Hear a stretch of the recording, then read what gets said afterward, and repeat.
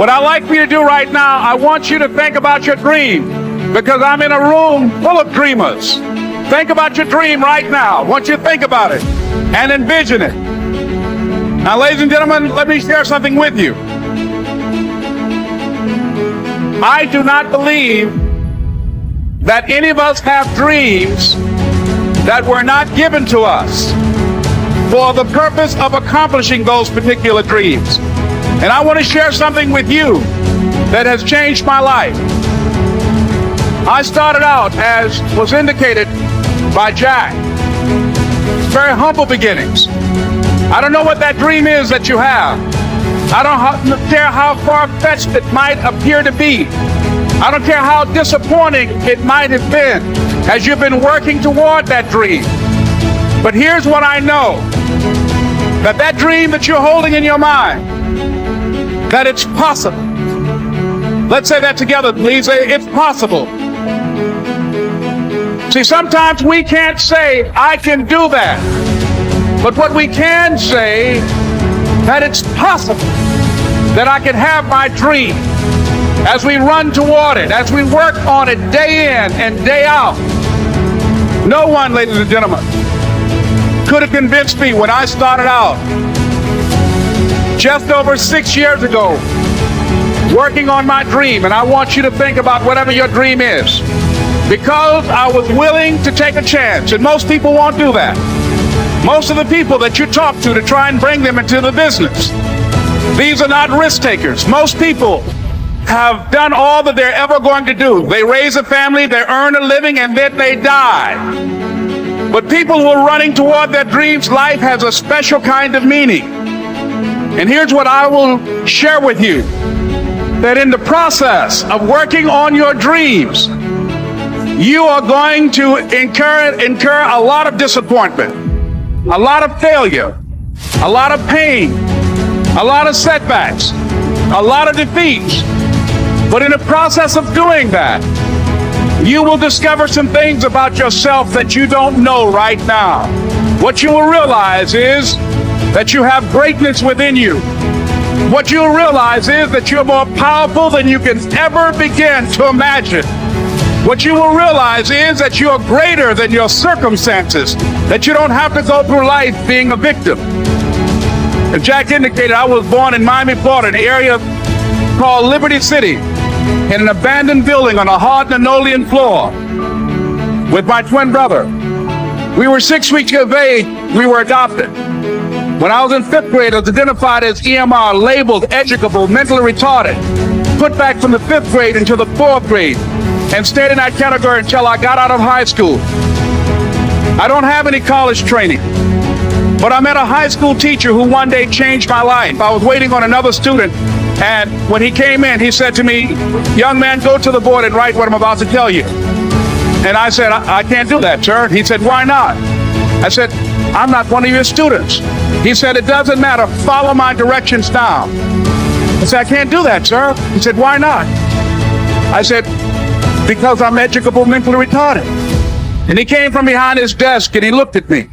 He said, "Don't ever say that again. Someone's opinion of you does not have to become your reality."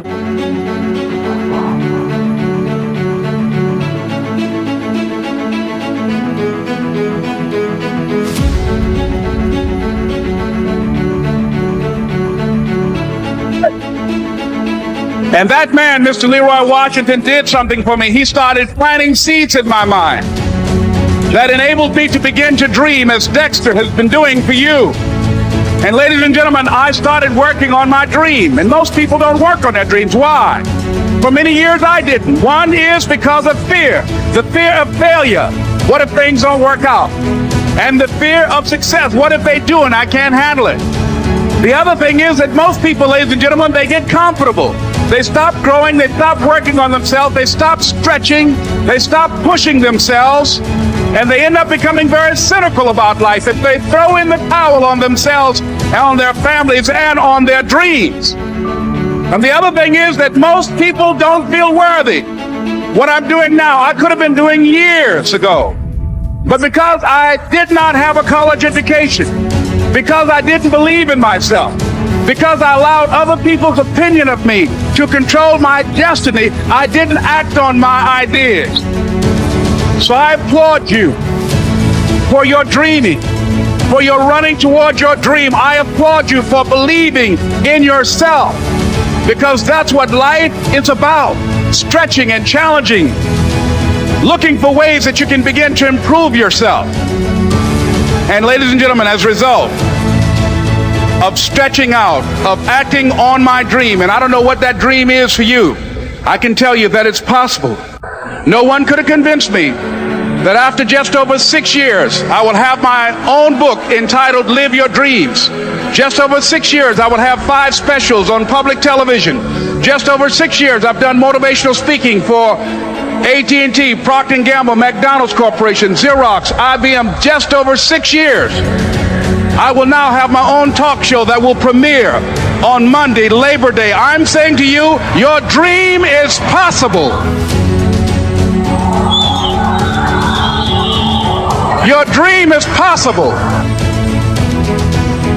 But not only is it important that you believe and begin to know that it's possible for you to live your dream as you run toward it, but I've done something that I want to share with you.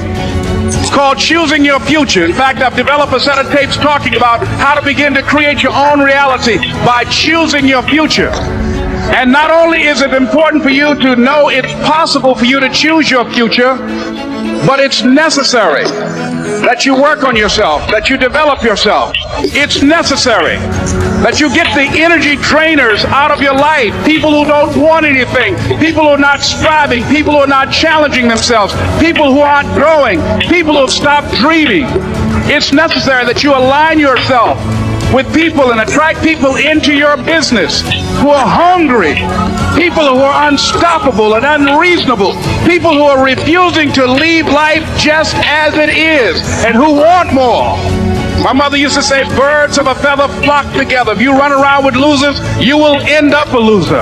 It's necessary that you get the losers out of your life if you want to live your dream. It's necessary to know that everybody won't see it, that everybody won't join you, that everybody won't have the vision. It's necessary to know that a lot of people like to complain, but they don't want to do anything about their situation. That you are an uncommon breed. You know, you have to know within yourself that I can do this. Even if no one else sees it for me, I must see it for myself. That's necessary. It's also, ladies and gentlemen, necessary that you be creative when you're working on your ideas. That you understand the importance of changing up, of readjusting your strategies. Many times we can have a great idea, but if you're not advancing it in the right way and things don't happen, you become discouraged and think the idea doesn't work. No, that's not true. It's necessary that we become creative. I remember when I was in New York walking down the street, and a guy approached me and said, "Hey, mister, can I shine your shoes?" And I said, "No, I'm in a hurry. I don't have time." I kept walking. Someone else said, "Hey, man, your shoes look bloody. May I shine your shoes?" I said, "No, I don't have time. I'm sorry, I'm busy." And I was walking fast, and many people solicited me for my business. And then finally, a young man stepped in front of me, and he said, "Excuse me." And he started counting, 97, 98, 99, 100. He said, "Sir?" I said, "Yes." He said, "Come here, please." I said, "What is it?" He said, "Today is my birthday. And every year, just to thank God for another year of life, the 100th person who passes my shoe shine stand, I offer them a free shoe shine. Would you give me the honors?" I said, "Why, sure." I got up on the shoe shine stand, George, and I sat there, and he shined my shoes diligently. And when I got down, I looked at them, they were sparkling. And I was walking away, and I said, "Thank you." And I stopped, I said, "Excuse me, but how much do you usually charge?" He said, "Only $2. I said, "I tell you what, today's your birthday. Here's $5, keep the change." He said, "Thank you." As I was walking away, looking in the opposite direction at other people coming, he started counting again. 97, 98, 99, 100.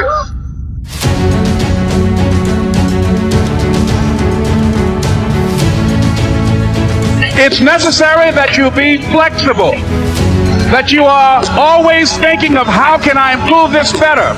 This is a customer-driven economy. it's necessary for you to always explore various ways in which you can improve the quality of service that you're providing for the people in your organization. I remember something a major company had talked about, the extra value service they were providing for their customers. And the lady who had the news conference summarized it this way.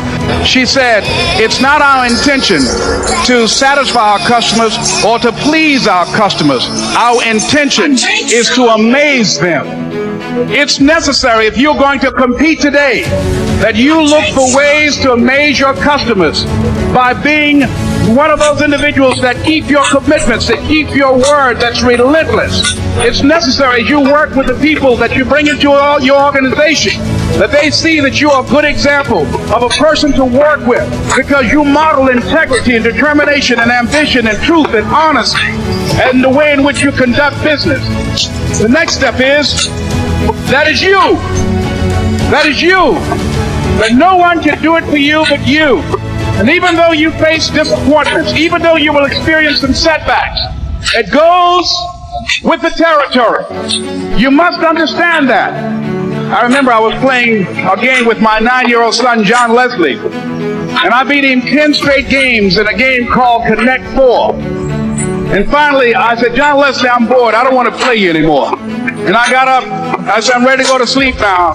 And repeat after me, please. Let's say this together. It's not over until I win. John Leslie said, no, you can't go now, Dad. I said, why? He said, it's not over until I win. That was his attitude. We sat down and we played several other games. And finally, after the 11th game, John Leslie won, and he got up and he yawned. And he said, I'm ready to go to sleep now. And I'm saying to you, what if all of us took that attitude after we face a rejection and a no, or we have a meeting and no one shows up, or somebody say, you can count on me, and they don't come through? What if we have that kind of attitude? The car's repossessed. Nobody believes in you. You've lost again and again and again. The lights are cut off, but you're still looking at your dream, reviewing it every day, and say to yourself, it's not over until I win.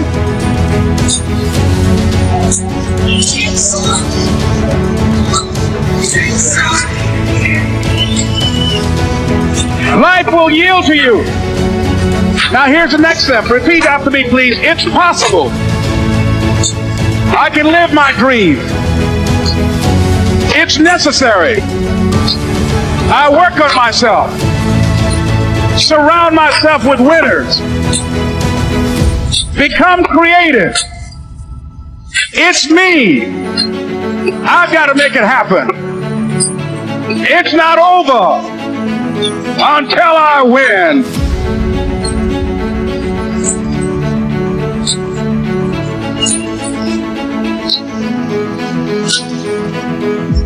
The next thing that's important to know, yes, it's possible that you can choose your future and direct the course of your life as you run toward your dream. It's necessary that you have goals, that you write those goals down, that you plan, that you think constantly of how you can begin to improve what it is that you're doing. If it's your presentations, if it's your recruiting skills, whatever that is, it's also necessary that you look for ways to always find a way to pull it out when everybody else thinks you are defeated. That you've got to take personal responsibility to know that in order to become successful, you've got to make it your personal business to do it. But the next thing, ladies and gentlemen, I want to share with you that some of you already know that it's hard. It's not easy.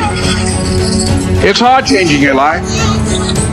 It was hard when just over 3 years ago in the Penobscot building in Detroit, Michigan, where I was operating my business, and I fell on some hard times, and I was sleeping in my office.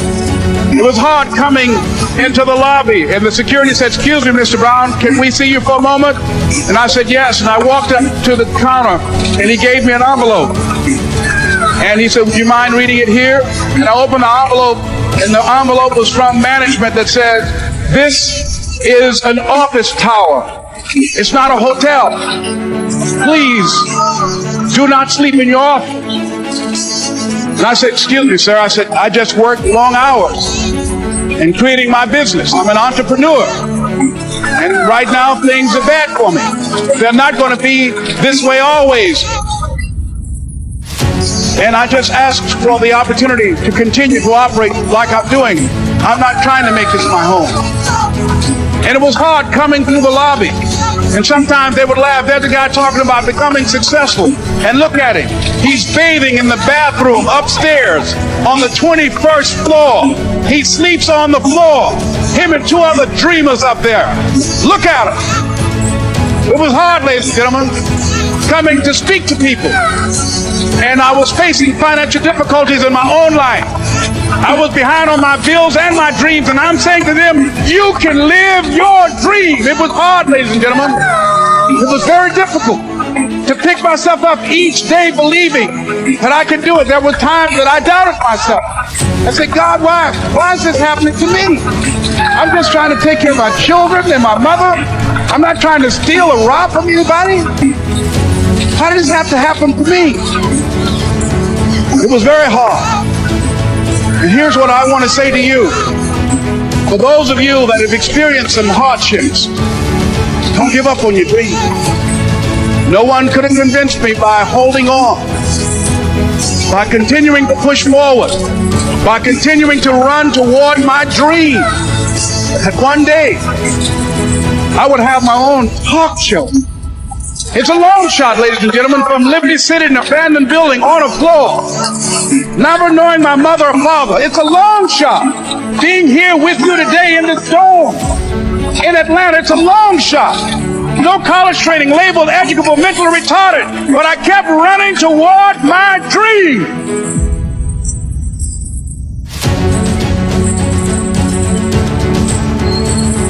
Don't stop.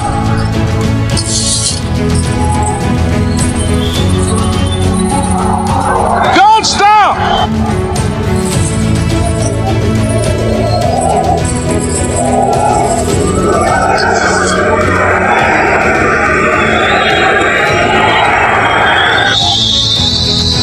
Don't stop running toward your dream.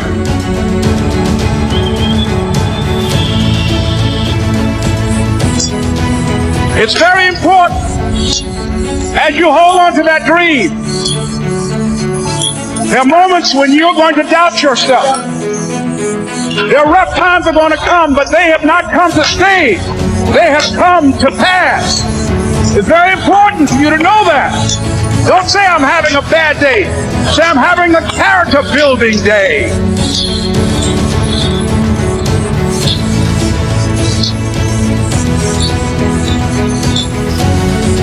It's very important for you to believe that you are the one to make this happen. I remember this high school teacher, Mr. Leroy Washington, at the end of school one June, just a few days before we were supposed to leave.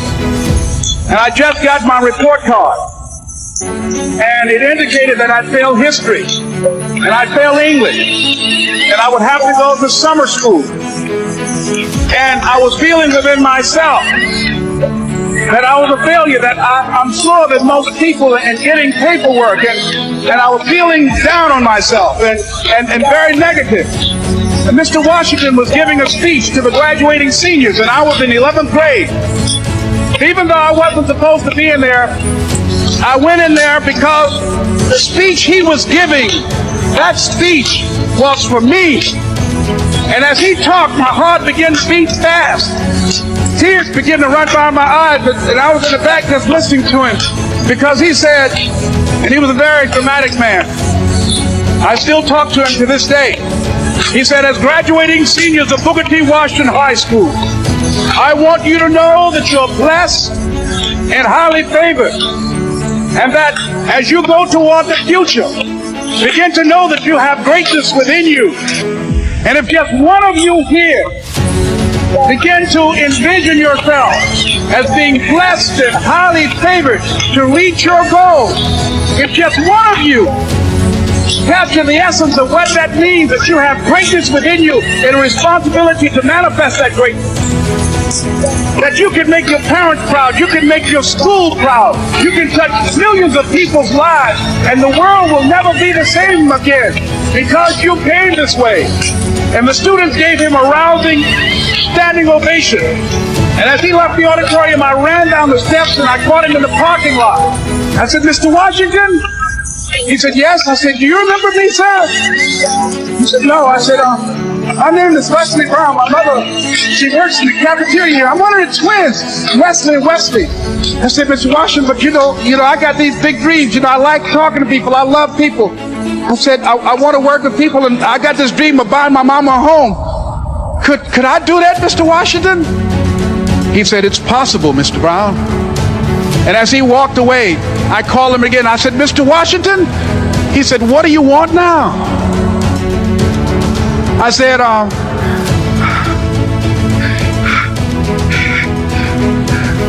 the one, sir." I said, "I'm the one. You remember me, sir. I'm Miss Mamie Brown's boy. I'm the one. I'm the one."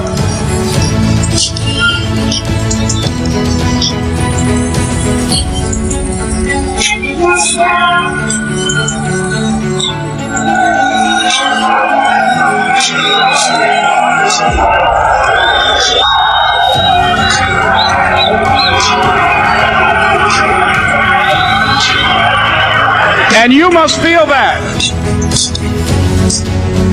that's why you're here, because you are the one. And I remember when PBS first played one of my specials called "You Deserve" one Sunday afternoon in Miami, Florida. I had some friends call him to tell him to tune in. And he watched the program. He called me in Detroit, and I answered the phone. I said, "Hello." He said, "May I speak to Les Brown, please?" I said, "Who's calling?"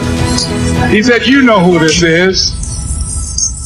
I said, "Oh, Mr. Washington, it's you." He said, "You were the one, weren't you?" I said, "Yes, sir."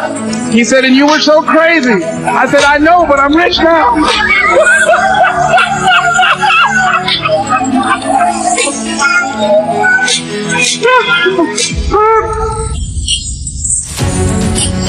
Ladies and gentlemen, it's not going to be easy.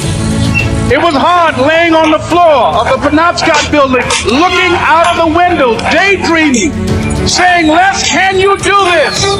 Can you make this happen?" I used to listen to tapes day in and day out about "See You at the Top," my great friend Zig and Dennis Waitley and different other motivational speakers, and Dr. Norman Vincent Peale and Dexter saying, "Don't let nobody steal your dream." I used to ask myself, can I do this? And something said within me, "You're the one. You're the one." And let me tell you something, ladies and gentlemen.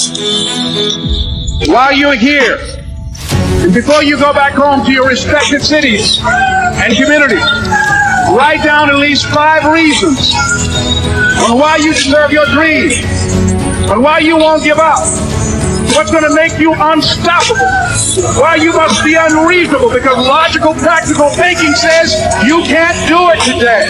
But if you want to produce unreasonable results in your life, like living your dream and taking charge of your destiny, you've got to be an unreasonable person. You've got to be an uncommon person. So write down the reasons of why you're here. My first major goal was to buy my mother a home. And let me tell you something, ladies and gentlemen. What will reasons do, Les? Nietzsche said, if you know the why for doing, you can endure almost anyhow. What do you mean by that? If you know why you're doing something, when the hard times come, and they're going to come, when the disappointments and the rejections come, and they're going to come by the truckloads, your reasons will be your rod and staff to comfort you, to pick you up once again. I got a saying on one of my tapes: if life knocks you down, try and land on your back, because if you can look up, you can get up. Let your reasons get you back up.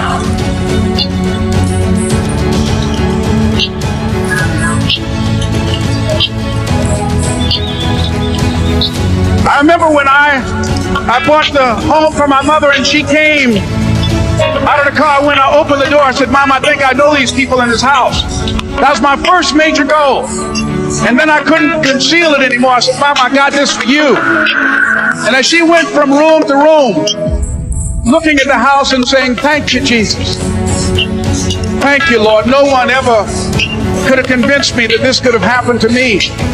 And she looked at me, she said, Leslie, and you caused me so much problems as a boy. You were always into stuff. She said, no one could have convinced me that day when I walked in that house and this lady was holding you and your brother. And she said, ma'am, I want you to promise me 2 things. And she said, what is it? She says, one, promise me that you won't separate them. She said, I want them raised together. I want them to know each other. I got pregnant while my husband was away in the war, and I can't keep them. Promise me that you won't separate them. She said, I promise I won't. I've never had children. I promise I won't separate them. And she said, promise me that you'll never tell them about who I am, because if my husband ever found out, he would kill me. She said, I promise. She said that she gave them to us, and she kind of cried, and she was walking out the door, and she looked at my adopted mother. She said, remember, don't you separate them. She said, I swear to God, I won't separate them. I'll keep them together. And she said, as I held y'all in my arms, I never had any children of my own.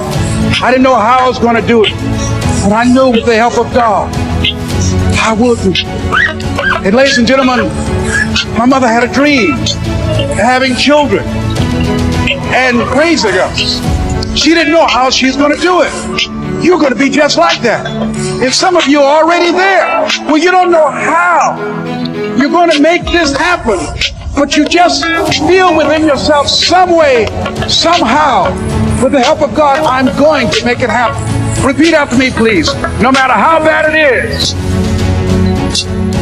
or how bad it gets, I'm going to make it. I'm going to make it.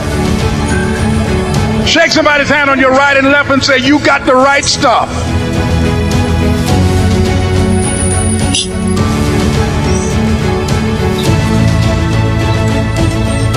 So yes, it's possible for you to live your dream. It's necessary that you associate with winners, that you work your system, that you are relentless, that you never give up. It's you. You've got to take personal responsibility. You've got to make it your personal business to make it happen. And you've got to resolve within yourself that I can do this, that it's hard, but you've got to say, I'm the one. I'm the one to make this happen. I'm the one to become successful in this business. As you work to help other people to become successful, that feeds your success. But you know it's going to be hard, but find out what will make it worth it for you. I told Mr. Washington I wanted to become a disc jockey. Someone asked me to tell this story. And he said, Les Brown, he said, if you want to do anything worthwhile in life, you've got to be hungry. And so I started working to develop myself. He said, I want you to practice every day being a disc jockey. I said, but I don't have any job now. He said, it doesn't matter. He said that it's better to be prepared for an opportunity and not have one than to have an opportunity and not be prepared. So every day I was working to develop myself. And that's what you must do. And as I was working to develop myself, I applied for a job as a disc jockey, WMB on Miami Beach.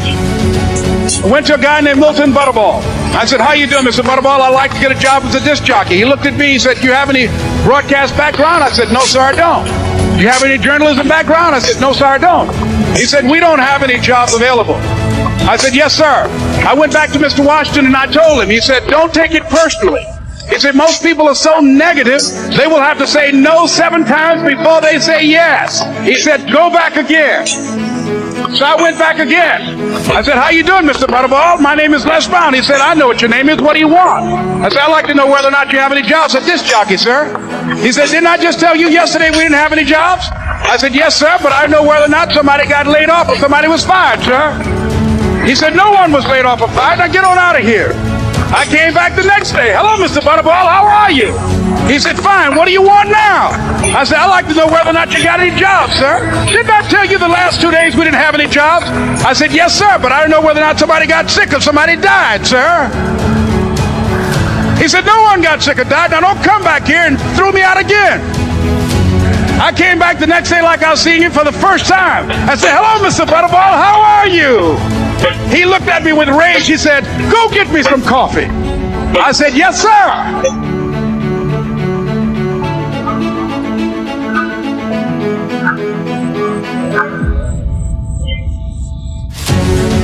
And I went to get him some coffee.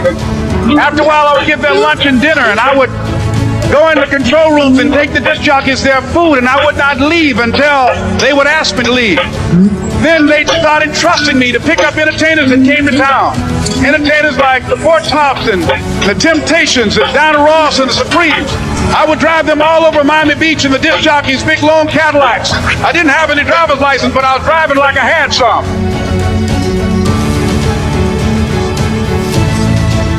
And one day, one Saturday afternoon, while I was at the radio station, a guy named Rock was drinking while he was on the air. I was the only one there, looking at him through the control room windows, walking back and forth, young, ready, and hungry. I was saying, drink, Rock, drink. Drink, Rock. I'd have gone to get him some more if he'd asked me to. Pretty soon the phone rang, and it was the general manager. And I answered the phone. I said, hello? He said, Les, this is Mr. Klein. I said, I know. He said, Rock can't finish his program. I said, I know. He said, would you call one of the other DJs in? I said, yes, sir. I hung the phone up. I said, now he must think I'm crazy. I called my mom and my girlfriend Cassandra. I said, y'all turn up the radio and come out on the front porch. I'm about to come on the air.